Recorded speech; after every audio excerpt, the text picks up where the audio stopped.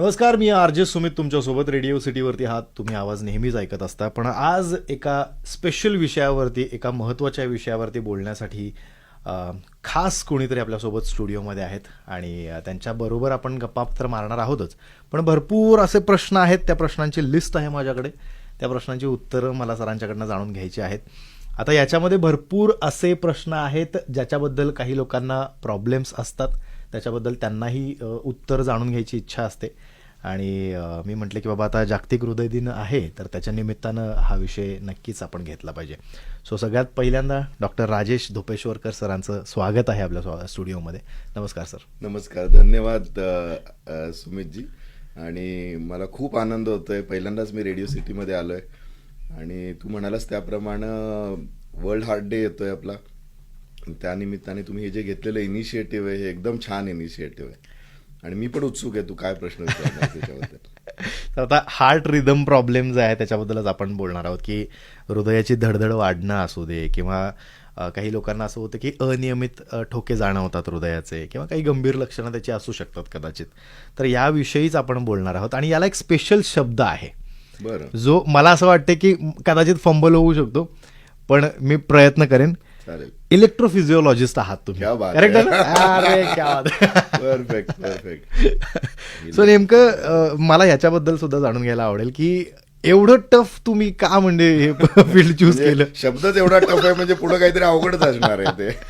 नाही, आता बघ कसं आहे की आपलं सायन्स जसं ऍडव्हान्स होत चाललंय ना तसं आपल्याला शोल्डरचा स्पेशालिस्ट, गुडघ्याचा स्पेशालिस्ट, डोक्याचा स्पेशालिस्ट, हार्टचा स्पेशालिस्ट, मग तुझ्या अँकलचा स्पेशालिस्ट. खरंच अँकलचा पण स्पेशालिस्ट आहे माहिती आहे, अँकल स्पेशालिस्ट. हळूहळू उजवा खांदा, डावा खांदा अशी पण लोक आहेत. हे पण वेगळं वेगळं.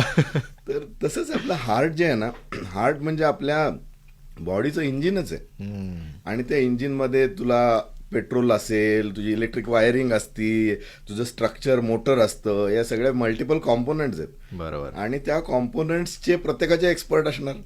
गॅरेजमध्ये गाडी टाकली की तो पेंट शॉपला जाणार, इलेक्ट्रिकला जाणार, असं सगळं होतं. तसं हार्टच्या ह्याच्यात इलेक्ट्रिकल आजार जे आहेत हृदयाच्या, काय म्हणायचे आता मराठीत काय म्हणायचं, इलेक्ट्रिक म्हणजे विजेचे आजार म्हणू आपण. म्हणजे थोडक्यात आपल्याला इरिगेशन डिपार्टमेंटचा प्रॉब्लेम आहे का एमएससीबीचा प्रॉब्लेम आहे त्याप्रमाणे आपण फोन करणार. बरोबर. तर एमएससीबीचा प्रॉब्लेम असेल तर हार्टच्या एमएससीबीच्या स्पेशलिस्टला बोलवा.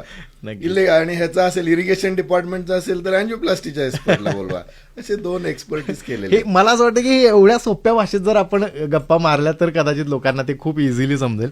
सो आपण जसं म्हटलं की आज जागतिक हृदय दिन आहे आणि हार्ट रिदम प्रॉब्लेम जो आहे त्याच्याबद्दल बोलतोय. सो नेमकं हार्ट रिदम डिसऑर्डर म्हणजे काय असतं? हार्टमध्ये ना 4 कप्पे असतात, वरचे 2 आणि खालचे 2. वरच्या कप्प्यांना इट्रियम म्हणतात, खालच्या कप्प्यांना वेंट्रिकल म्हणतात. खालचे कप्पे जे असतात ते पंप करतात. ओके. बरं, हार्ट हा मसल आहे, तो पंप करतो. तो पंप कसं काय करतो, त्याला कुठून तरी सिग्नल मिळाला पाहिजे. आपण हात हलवतो म्हणजे मेंदूकडून सिग्नल हाताला जातो. बरोबर. हार्टसाठी मेंदूकडून जर सिग्नल गेला तर रात्री झोपेमध्ये हार्ट बंद पडायचं. म्हणून देवाने तसं काही केलं नाहीये, त्याला स्वतःचाच एक मेंदू दिलाय की ज्याच्यानी हृदय चालू राहावं. काय ते चालू राहत असतं, नियमितपणे चालू राहतं. कुठली आता एखादी फारच आवडती व्यक्ती आली तर धडधड उगीच होती, ती गोष्ट वेगळी आहे. पण ते सोडून सुद्धा हृदयाच्या इलेक्ट्रिसिटीचे जे काय इलेक्ट्रिकल प्रॉब्लेम्सचे आजार असतात. जसं तू म्हणाला की धडधड होती, अचानक एक ठोका चुकतो, काही जणांना चक्कर येते, असे सामान्य आजार असतात. तिथपासून ते अगदी सिरियस आजार म्हणजे खेळता खेळता एक जण पडला आणि तिथंच अरेस्ट झाला. अरे बापरे. हे पण हृदयाच्या इलेक्ट्रिकल सिस्टीमचे आजारामध्ये मोडतात. ओके. आता हे जे व्हीटी असतं म्हणजे व्हेंट्रिक्युलर टॅकिकार्डिया, याची कारणं आणि लक्षणं काय असू शकतात? ओके, व्हेंट्रिक्युलर टॅकिकार्डिया तर हृदयाच्या वरच्या चेंबरला आपण एट्रिया म्हणतो, खालच्याना व्हेंट्रिकल म्हणतो. तर जे टॅकिकार्डिया म्हणजे हृदयाची गती वाढणं. ओके. तर नॉर्मली वरून करंट खाली जात असतो. व्हेंट्रिकल मधून एखादी रिदम चालू झाली तर त्याला आपण व्हेंट्रिक्युलर टॅकिकार्डिया म्हणतो. बरं, बऱ्याच प्रकारचे असे हृदयाचे वेगाने जाण्याचे आजार असतात, पण व्हेंट्रिक्युलर टॅकिकार्डिया हा त्यातल्या जरा सिरियस प्रकारचा आजार आहे. ओके. आणि तो तू जसं म्हणाल तसं वेगवेगळ्या कारणांमुळे होऊ शकतो. काही जणांना इम्पल्स जनरेशन म्हणजे इलेक्ट्रिसिटीचाच फॉल्ट असतो. जसं शाळेमध्ये एखादा मुलगा असतो, लेक्चर चालू असताना मध्येच उभा राहतो, तसंच व्हेंट्रिकल जे आहे ते गप्प बसायचं की नाही, वरून करंट येतोय तर नाही, मध्येच मला उभं राहायचं असं म्हणून चालू होत होतं. ओके. तर तशा प्रकारचं पण असतं. हा. किंवा हार्ट अटॅक नंतर सुद्धा काही जणांना व्हेंट्रिक्युलर टॅकिकार्डिया होतात. सो अगदी सौम्य प्रकारापासून सिरियस प्रकारचे व्हेंट्रिक्युलर टॅकिकार्डिया असतात. ओके. पण त्या मनाने एट्रियल टॅकिकार्डियापेक्षा व्हेंट्रिक्युलर टॅकिकार्डिया हा एक सिरियस आजार आहे. ओके. याच्यामध्ये अजून एक विषय आहे एट्रियल फिब्रिलेशन. तर याची नेमकी कारण काय असतात? Atrial fibrillation. आपण पुन्हा जाऊया. एट्रिया म्हणजे वरचा चेंबर आहे. फिब्रिलेशन हा इंग्लिश मधला एक शब्द आहे की ज्याच्यामध्ये हृदयाची गती अतिशय वेगाने आणि अनियमित होती. ओके. हार्ट कसं आहे, नियमित चाललेलं असतं. वेगाने गेलं तर त्याला टॅकिकार्डिया म्हणतो, पण अनियमित आणि वेगाने असेल तेव्हा त्याला फिब्रिलेशन म्हणतो. Okay okay okay. सो असं ते मराठी भाषांतर त्याचं म्हणलं तर वरच्या कप्प्यातला अनियमित आणि वेगाने जाणारा आजार. ओके. सो आता तुला फार जड जात नाहीये ना? नाही नाही नाही, मला हे तुम्ही जे एक्झाम्पल देता ना ते बरं वाटतंय. म्हणजे आपण ते खूप सोप्या पद्धतीने जास्त नॉलेज मिळायला लागलं की तूच म्हणायचं भाऊ बस करा आता. नाही नाही नाही, हे मी तेच म्हटलं ना की एक्झाम्पल मुळे काय होतं की खूप इझिली ते लोकांपर्यंत पोहोचते किंवा मला पण त्या गोष्टी समजतायत. आता जसं वरचा भाग किंवा खालचा भाग हे 11वी-12वीत शिकलोय बायोलॉजीच्या कुठल्या तरी एका लेक्चरमध्ये, असं मला ते जाणवतंय. सो आता हे विटी जे आहे याचे वेगवेगळे प्रकार कोणते कोणते आहेत आणि सगळेच जे विटी प्रकार जे आहेत ते धोकादायक असतात का, हा मला प्रश्न विचारायचा. जनरली व्हेंट्रिक्युलर टॅकिकार्डिया म्हणजे व्हीटी जो आहे हा डेंजरसच आहे आजार. ओके. तो नॉर्मल हार्ट्समध्ये होऊ शकतो किंवा ॲबनॉर्मल हार्ट्समध्ये होऊ शकतो. तर नॉर्मल हार्ट म्हणजे तुझ्या माझ्यासारखे यंग लोक असतील आणि त्यांना ह्या प्रकारचे व्हीटी झाले तर ते मॅनेजेबल असतात. म्हणजे त्याच्यानी खूप जबरदस्त एक अचानक मृत्यू येईल असं नाही. पण एखाद्या माणसाला हार्ट अटॅक आलेला होता पूर्वी, त्याचं हार्ट ऑलरेडी कमकुवत आहे. ओके. आणि त्याला जर व्हीटी झाला तर त्याच्यामुळे त्याला जीवाला धोका निर्माण होतो. ओके. सो ते थोडंसं काळजी, ते सिरियस असू शकतं. पण दोन्ही आजार तसे म्हणजे कॉग्नायझेबल किंवा इम्पॉर्टंट आजार आहेत. ओके. नॉर्मल हार्ट असू दे किंवा ॲबनॉर्मल हार्ट असू दे. ओके. सो आता जसं हार्ट बद्दल तुम्ही सांगितलं की वरचे कप्पे आणि खालचे कप्पे म्हणजे ज्याच्यामध्ये अट्रियल फिब्रिलेशन आणि व्हेंट्रिक्युलर टॅकिकार्डिया असं दोन प्रकार आहेत, तर याचं निदान कसं होतं? सगळ्यात कॉमन म्हणजे ईसीजी.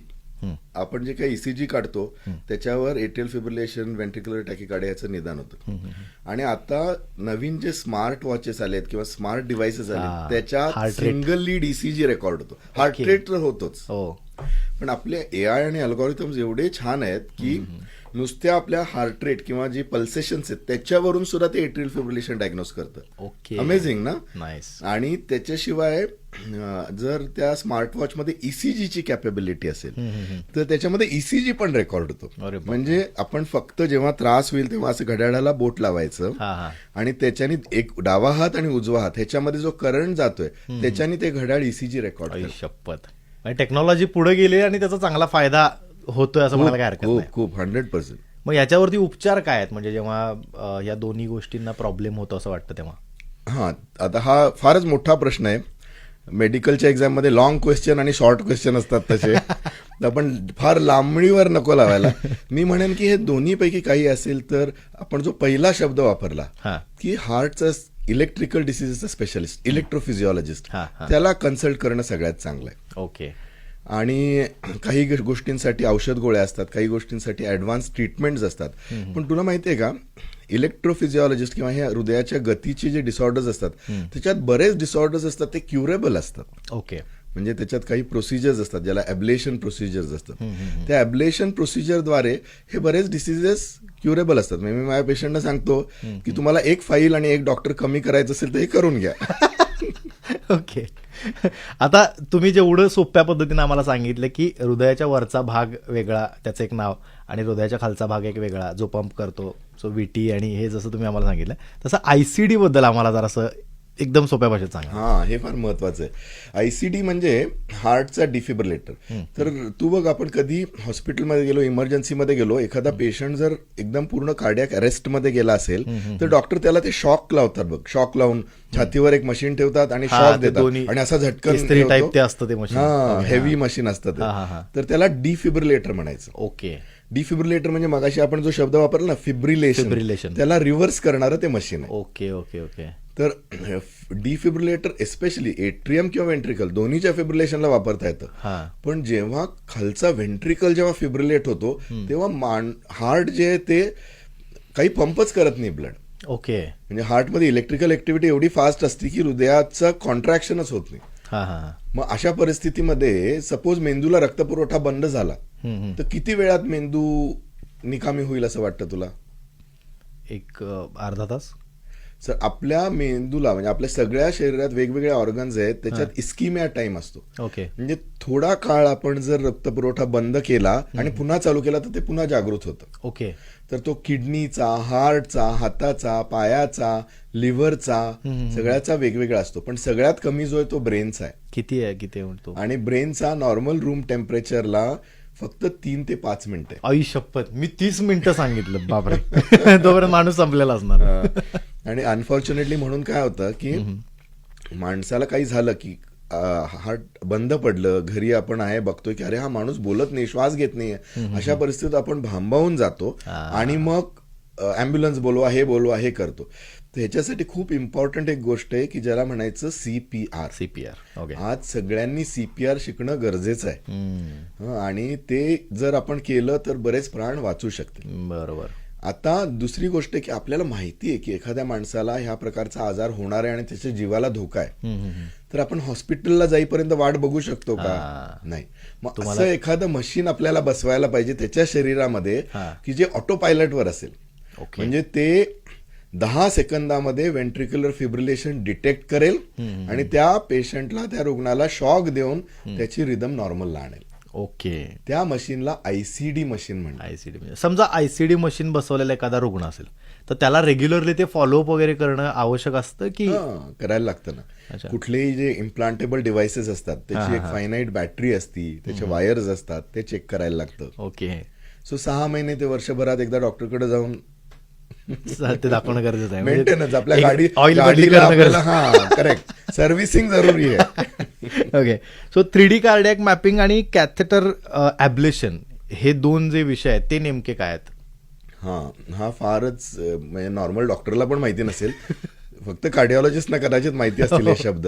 तुझे म्हणाला असते काय, पहिला जो तो 3D कार्डियाक मॅपिंग आणि म्हणजे ॲब्लेशन, कॅथेटर ॲब्लेशन. तर मी जसं म्हणालो, हे जे हृदयाच्या गतीचे जे आजार आहेत ज्याला आपण रिदम डिसऑर्डर्स म्हणतोय, ओके, त्यांच्यामध्ये एक चांगली गोष्ट काय आहे की ते क्युरेबल आहेत.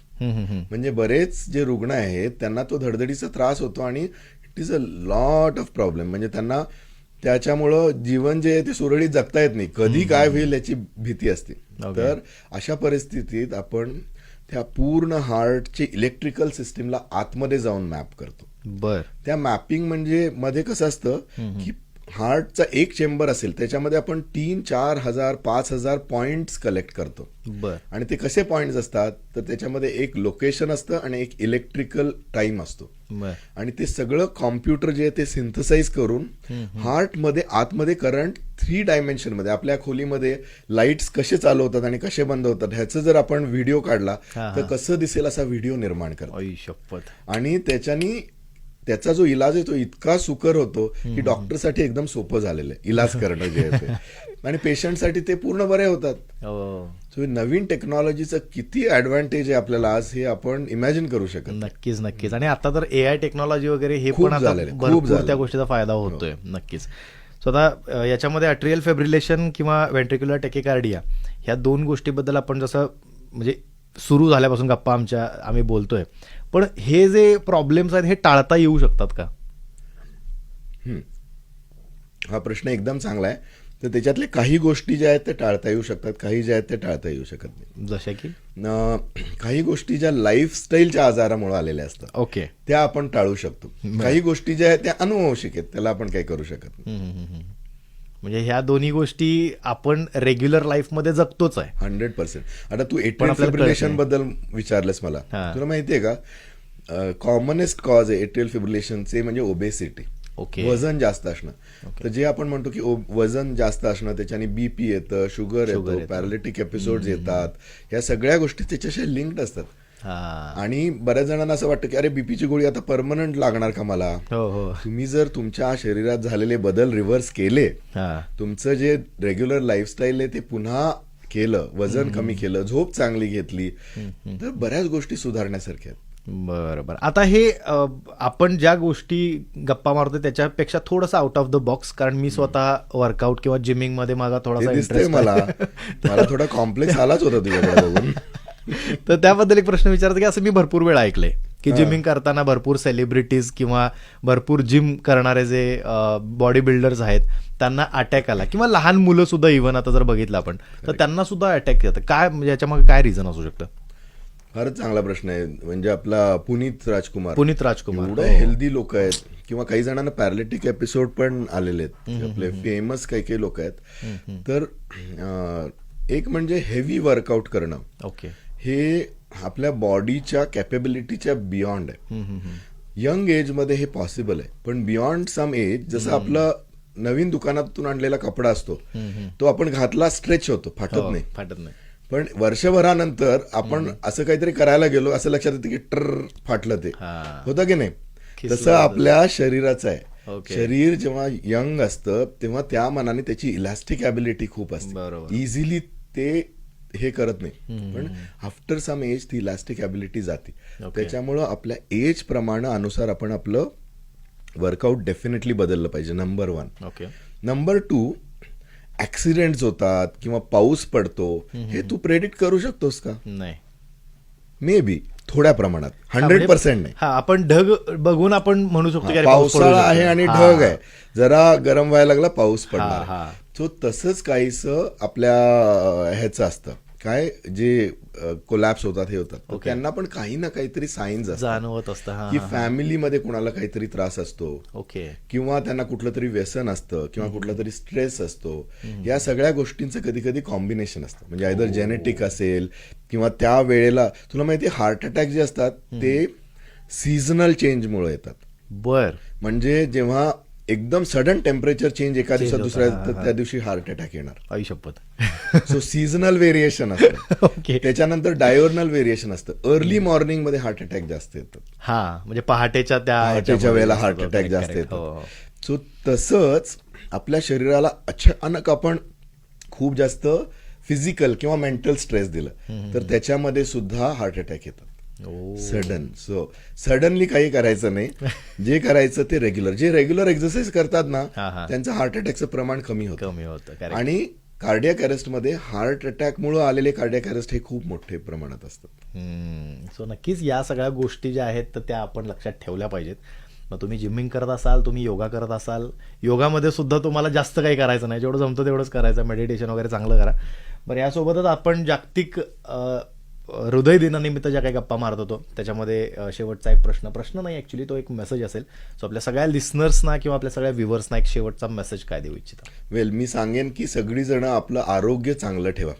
आरोग्य चांगलं ठेवणं ह्याच्यासारखं दुसरं कुठलंही आपल्या आयुष्यात वेल्थ नाही. आपण बऱ्याच वेळेला पैशाच्या मागे धावत राहतो आणि कुठंतरी आरोग्य गमावून बसतो. शरीर आपलं देवाण दिलेलं एवढं चांगलं आहे की 50 पर्यंत त्याला काही प्रॉब्लेम येत नाही. पण जर आपण 50 पर्यंत त्याच्याकडे काळजी नाही घेतली, जसं आपण नात्यांना जपतो ना, तसं आपल्या शरीरांना पण जपायला पाहिजे. नाती टिकवण्यासाठी आपण प्रत्येकाला वेळ देणं गरजेचं आहे, तसंच शरीराला टिकवण्यासाठी शरीराला पण वेगळा वेळ देणं गरजेचं आहे. चांगली झोप, चांगला आहार, चांगला व्यायाम आणि मेंदूला शांत ठेवणं हे शरीराला चांगलं आहे. सगळ्यात महत्वाचं. आणि ही माहिती जनहितार्थ प्रसारित. ऐकत राहा रेडिओ सिटी. मी आरजे सुमित तुमच्यासोबत आहे आणि आज आपल्यासोबत स्टुडिओमध्ये होते doctor Rajesh Dhopeshwarkar sir. Thank you so much sir. धन्यवाद सुमित.